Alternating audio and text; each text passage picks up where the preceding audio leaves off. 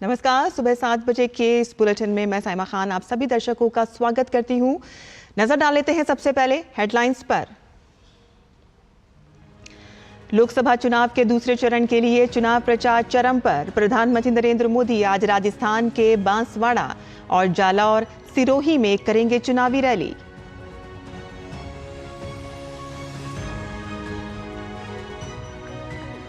केंद्रीय गृह मंत्री अमित शाह बिहार और पश्चिम बंगाल में ठोकेंगे ताल। वहीं रक्षा मंत्री राजनाथ सिंह पश्चिम बंगाल के कई शहरों तो जेपी नड्डा कर्नाटक में भरेंगे हुंकार।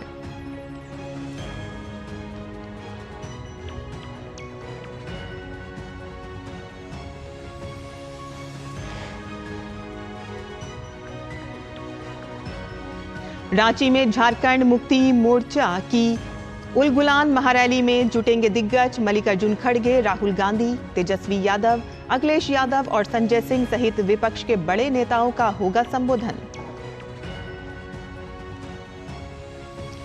विपक्ष के दूसरे नेताओं ने भी झोंकी ताकत। कांग्रेस महासचिव प्रियंका गांधी छत्तीसगढ़ और बसपा सुप्रीमो मायावती यूपी के अमरोहा में करेंगी चुनाव प्रचार। सीपीआईएम नेता सीताराम येचुरी केरल में मांगेंगे वोट।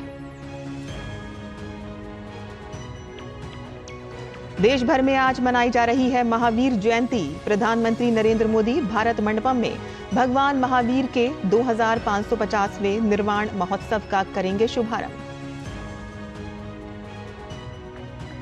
अमेरिकी प्रतिनिधि सभा में $95 बिलियन का बिल पारित। यूक्रेन, इजराइल और ताइवान को सुरक्षा सहायता प्रदान करने का प्रावधान। बिल सीनेट के पास भेजा गया।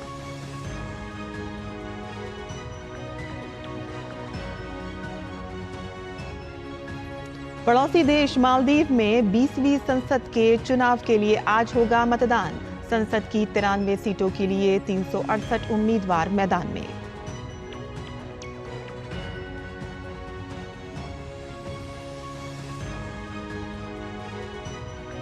आईपीएल में आज बेंगलुरु के सामने होगी कोलकाता की चुनौती। दूसरे मुकाबले में पंजाब किंग्स का सामना गुजरात टाइटंस से।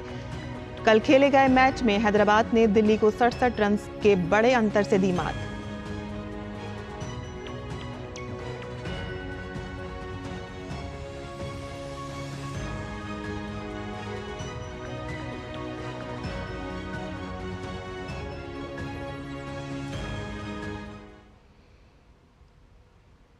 और अब खबरें विस्तार से। और बुलेटिन में सबसे पहले बात करते हैं 24 की चुनौती की।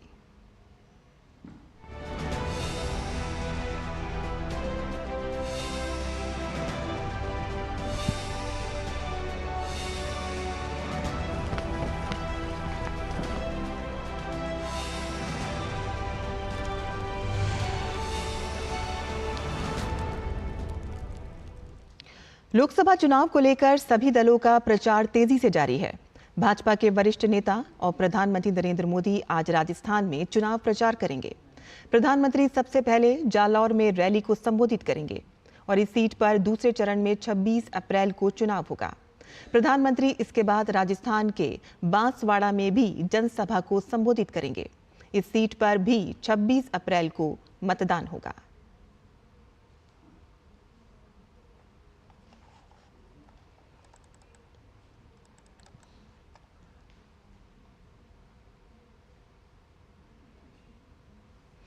लोकसभा चुनाव 2024 में प्रधानमंत्री नरेंद्र मोदी सबसे ज्यादा जिस चीज पर जोर दे रहे हैं तो वो है मोदी की गारंटी। अपने 10 साल के कामकाज को लेकर वो जनता के बीच जा रहे हैं। पीएम मोदी ने एशिया नेट न्यूज को एक इंटरव्यू में कहा है कि 2014 उम्मीद का कालखंड था जो 2019 में विश्वास में बदल गया। उन्होंने कहा कि इस बार जनता के पास गारंटी लेकर गया हूं। 2013 में जबकि मेरे पर एक आरोप था, इस आदमी को हिंदुस्तान का क्या पता है, इस आदमी को दुनिया का क्या पता है। ये सारे नकारात्मक मुद्दे होने के बावजूद भी लोगों ने हमें सेवा करने का अवसर दिया है। और मैं कह सकता हूं कि 2014 वो उम्मीद का कालखंड था। 2014 में उम्मीद का वातावरण था। 2019 में एक प्रकार से विश्वास में पलट गया। और आज जब मैं 2024 में देशवासियों के पास गया हूं, तो मेरा 13-14 साल का एक राज्य के मुख्यमंत्री नाते अनुभव, 10 साल का प्रधानमंत्री के नाते अनुभव, और इसमें किए हुए कामों के आधार पर मैं कह सकता हूं कि मैं इस बार गारंटी लेके गया हूं। 2024 ये चुनाव मोदी नहीं लड़ रहा है, बीजेपी नहीं लड़ रही है, देश की जनता का इनिशिएटिव है। देश की जनता 10 साल के अनुभव के आधार पर निर्णय कर चुकी है और इसलिए ये चुनाव का उस अर्थ में अत्यंत महत्व है। प्रधानमंत्री ने राज्य की सरकारों द्वारा फ्रीबीज पर कहा कि कभी भी देश के नागरिकों के सामर्थ्य को कम नहीं आंकना चाहिए। उन्होंने कहा कि उनका उद्देश्य देश के हर एक नागरिक को सशक्त बनाना है।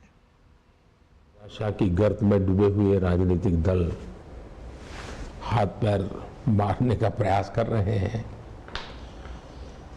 मैं मेरी बात बताता हूं। देखिए, मुझे लंबे अरसे तक गुजरात में एक मुख्यमंत्री के नाते काम करने का अवसर मिला है और 10 साल से मुझे प्रधानमंत्री के रूप में लोगों ने काम करने का मौका दिया है। मेरा पास इतना लंबा अनुभव है और मेरा अनुभव है कि हमने कभी भी हमारे देश के नागरिकों के सामर्थ्य को कम नहीं आंकना चाहिए। मैंने एक बार लाल किले से कहा कि भाई जो अफोर्ड कर सकते हो गैस की सब्सिडी छोड़ दें। इस देश में 1 करोड़ से ज्यादा लोग आए जिन्होंने गैस की सब्सिडी छोड़ दी। हम कम से कम उनको कम न आके, अब देखिए कोविड के समय मैंने पार्लियामेंट में रिक्वेस्ट की सांसदों को कि भाई आपकी सैलरी छोड़ दीजिए। मेरे देश के सांसदों को कभी कभी लोग कान पकड़ते हैं कि तुम अपना तनख्वाह बढ़ा दे। मेरे देश के सांसदों ने अपनी सैलरी छोड़ दी थी। ये सारी चीजें हैं जो प्रेरणा देती हैं। गरीब की हैंड होल्डिंग होनी चाहिए, इस देश के नागरिक की हैंड होल्डिंग चाहिए और हमारा मॉडल है देश के हर नागरिक को एम्पावर करना, गरीबों को विशेष रूप से एम्पावरमेंट मिलना चाहिए। और देखिए, बहुत सी चीजें ऐसी होती है कि आप सिस्टमेटिक जनता पर का बोझ कम करना सरकार का दायित्व है। पहले गरीबी हटाओ के नारों 5 दशक तक सुने हैं, पहली बार देश सुन रहा है कि 25 करोड़ लोग गरीबी से बाहर निकले। ये एम्पावरमेंट से होता है। और यहाँ हम बुलेटिन में रुकेंगे एक छोटे से ब्रेक के लिए। आप देखते रहिए डीडी न्यूज, हम जल्द हाजिर होंगे। स्वाद से सबको दीवाना कर दे, दीवाना कर दे। पताका चाय, गजब का स्वाद। मैं क्या जी, सब जानते हैं, जहां दिखे मारियो, अपना समझ के खा लियो। शुक्ला बता रहा था आपके बाबूजी ने जायदाद का कुछ हिस्सा नौकर के नाम कर दिया। अब नौकर हर काम अपना घर समझ के करेगा। समर कूल, जो हर दिल करे कबूल। लाखों की संख्या में श्रद्धालु पहुँचे अयोध्या। बरसों की प्रतीक्षा के बाद हमारे अयोध्या का गौरव लौटा है। नहीं तो पहले टेंट, टूटे घाट, गंदगी, कोई फैसिलिटी नहीं। और अब काशी देखो, केदारनाथ देखो, उज्जैन देखो, सोमनाथ देखो, सब भव्य दिव्य। और मोदी जी कहते हैं ये तो बस ट्रेलर है, आस्था का परचम लहराता रहे। ये है मोदी की गारंटी, इसलिए हमारा पहला वोट मोदी को। ये है हमारी भी गारंटी।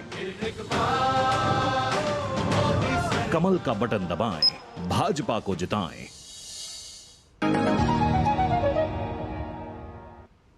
ब्रेक के बाद आपका फिर से स्वागत है। लोकसभा चुनाव 2024 के मद्देनजर भाजपा का धुआंधार चुनाव प्रचार अभियान जारी है।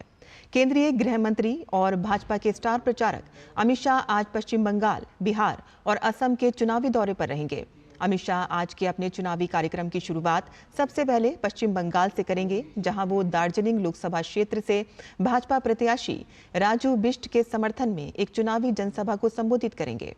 और उसके बाद अमित शाह दोपहर में बिहार के कटिहार लोकसभा क्षेत्र से एनडीए प्रत्याशी के पक्ष में एक चुनावी जनसभा को संबोधित करेंगे। शाम को अमित शाह असम के सिलचर में रोड शो करेंगे। रक्षा मंत्री और भाजपा के वरिष्ठ नेता राजनाथ सिंह भी चुनाव प्रचार में जुटे हैं। राजनाथ सिंह आज पश्चिम बंगाल में ताबड़तोड़ रैलियां करेंगे। सबसे पहले पश्चिम बंगाल के मुर्शिदाबाद में एक जनसभा को संबोधित करेंगे और इसके बाद मालदा उत्तर और फिर दार्जिलिंग में एक चुनावी सभा को संबोधित करेंगे। भारतीय जनता पार्टी के राष्ट्रीय अध्यक्ष जेपी नड्डा आज महाराष्ट्र और कर्नाटक का दौरा करेंगे। महाराष्ट्र के बुल्ढाना जिले में जेपी नड्डा एक चुनावी सभा को संबोधित करेंगे। वहीं कर्नाटक के हुबली में एक बैठक करेंगे और साथ ही हुबली में एक चुनावी रैली भी करेंगे। इंडिया गठबंधन के दलों की आज रांची में उल गुलान न्याय महारैली होगी। रैली में इंडिया गठबंधन के बड़े नेताओं का जुटान होगा।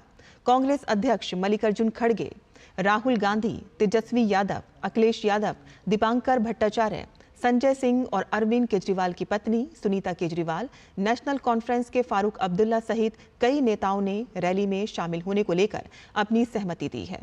और इसके साथ महाराष्ट्र में शिवसेना उद्धव ठाकरे गुट से प्रियंका चतुर्वेदी रैली में शामिल हो सकती हैं। रैली को लेकर विशाल मंच व पंडाल तैयार किया गया है।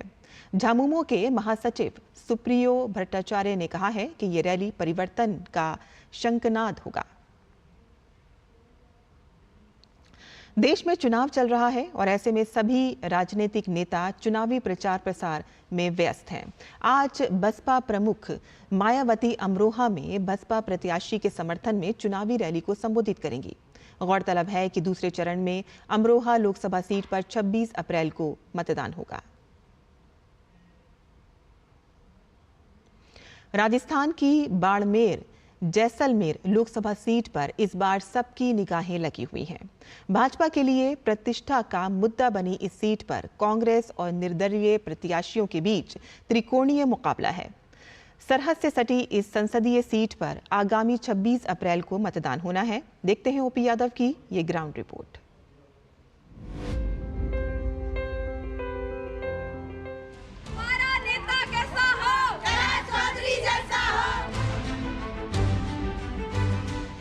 भारत पाकिस्तान अंतर्राष्ट्रीय सीमा से लगी हुई राजस्थान की बाड़मेर जैसलमेर लोकसभा सीट देश भर में चर्चा का विषय बनी हुई है।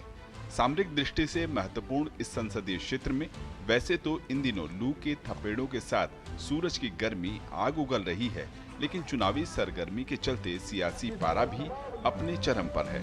भाजपा ने यहां से केंद्रीय कृषि एवं किसान कल्याण राज्य मंत्री कैलाश चौधरी को फिर से मैदान में उतारा है, तो कांग्रेस ने आरएलएलपी से आए उम्मेद राम बेनीवाल को टिकट दिया है। वहीं शिव विधानसभा सीट से निर्दलीय विधायक रविंद्र सिंह भाटी भी निर्दलीय पर्चा भरकर मुकाबले को त्रिकोणीय बना रहे हैं। चुनावी प्रचार में मिल रहे भारी समर्थन से उत्साहित भाजपा प्रत्याशी कैलाश चौधरी ने कहा कि पिछले 10 साल में केंद्र में प्रधानमंत्री मोदी के नेतृत्व में भाजपा की सरकार बनने के बाद देश प्रदेश में ऐतिहासिक विकास कार्य हुए हैं। मोदी सरकार को फिर से सत्ता में लाने के लिए जनता से समर्थन मांग रहे हैं। प्रधानमंत्री नरेंद्र मोदी जी ने जो पिछले 10 साल के अंदर जो काम किए हैं, वो काम आज उन जनता के दिलों में बस चुके हैं और नरेंद्र मोदी जी जनता के दिल में बस चुके हैं। चुनावी मुकाबले में सियासी समीकरण ढूंढ रहे कांग्रेस उम्मीदवार उम्मेद राम बेनीवाल भी पार्टी के चुनावी घोषणा पत्र के वादे के साथ साथ जोर शोर से प्रचार में जुटे हुए हैं। और जो राष्ट्रवाद की सबसे ज्यादा बातें कर रहे थे, वो निर्दलीय के रूप में भी उसके साथ में लोग लगे हुए हैं। तो लोग सब समझते हैं कि असली में जन सेवा करने वाला कौन है। रियल और रील में के अंदर लोगों ने समझ फर्क महसूस कर लिया है। उधर बतौर निर्दलीय प्रत्याशी ताल ठोक रहे रविंद्र सिंह भाटी वैसे तो प्रधानमंत्री नरेंद्र मोदी को अपना आदर्श बताते हैं, लेकिन चुनावी रण में युवाओं के सहारे भाजपा के वोट बैंक में सेंध लगाने की जुगत में हैं। तमाम पॉलिटिकल पार्टियां चुनाव लड़ रही है और जाहिर सी बात है कि कैसे क्या हो रहा है ये जनता को पता है, पर मुझे मेरे पिता तुल्य बुजुर्गों पे, युवा साथियों पे और मातृशक्ति पे भरोसा है। वो इस रविंद्र के इस साफे का मान कभी कम नहीं होने देंगे। चुनावी प्रचार में नारी शक्ति भी पूरे जोर शोर से जुटी है। घर में चौपाल चर्चा करने के साथ महिला मंडली मोहल्लों में जाकर अपने अपने दलों के समर्थन में वोट मांगने की अपील कर रही है। आज आप गांव के किसी भी घर में चले जाइए तो आपको हर घर में शौचालय मिलेगा, हर घर में। कौन सा भी हमें नेता बने, भले बीजेपी का हो, कांग्रेस का हो, हमें बस जनता का, पब्लिक का ध्यान रखना चाहिए और उनके बस खाली। गौरतलब है कि बाड़मेर जैसलमेर लोकसभा सीट पर आगामी 26 अप्रैल को मतदान होना है। इस सीट पर लगभग 22 लाख मतदाता हैं। इनमें सबसे ज्यादा 4.5 लाख मतदाता जाट समुदाय के हैं। राजपूत मतदाता 3 लाख, मुस्लिम मतदाता 2,70,000 के करीब हैं। वहीं SC/ST वोटर 4 लाख के संख्या में मौजूद हैं। यहाँ 6.5 लाख वोट OBC समुदाय के हैं।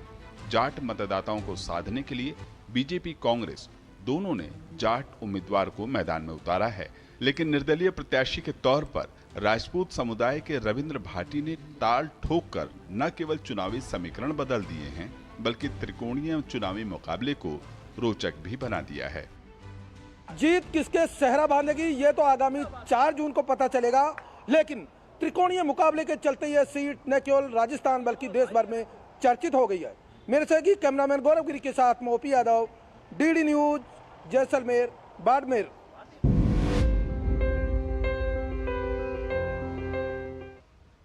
तो ये थी खबरें 24 की चुनौती की।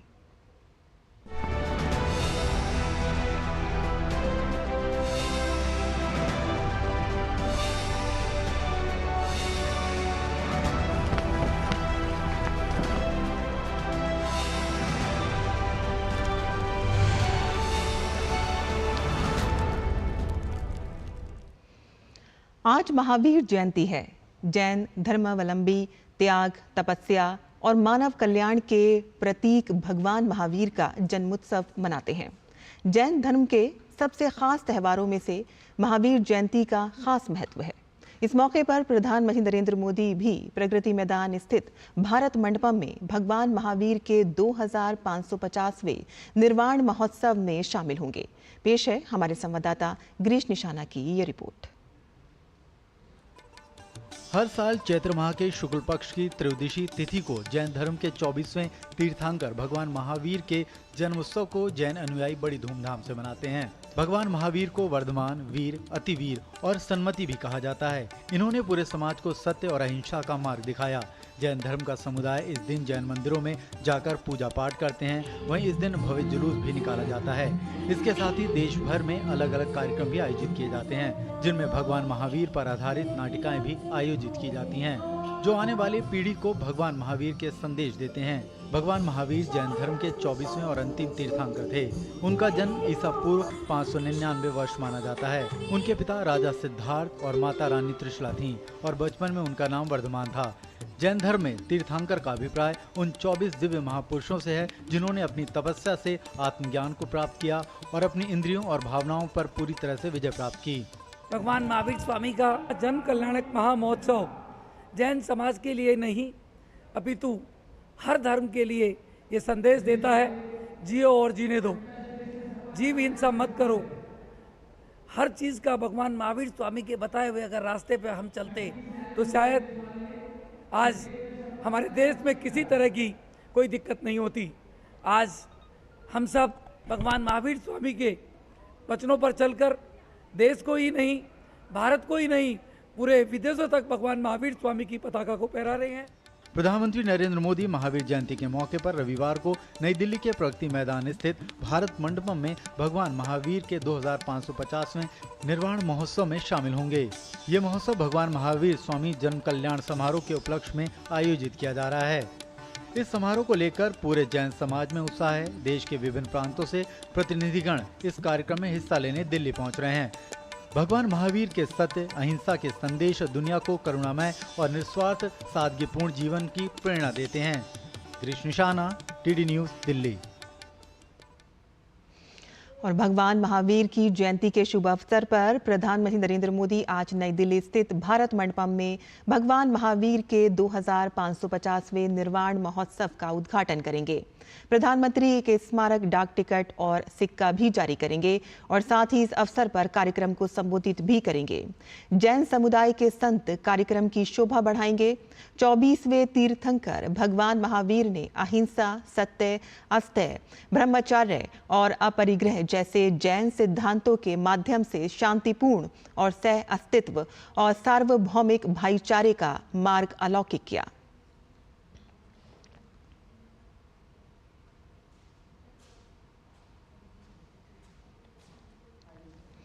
मालदीव में आज संसदीय चुनाव के तहत मतदान किए जाएंगे।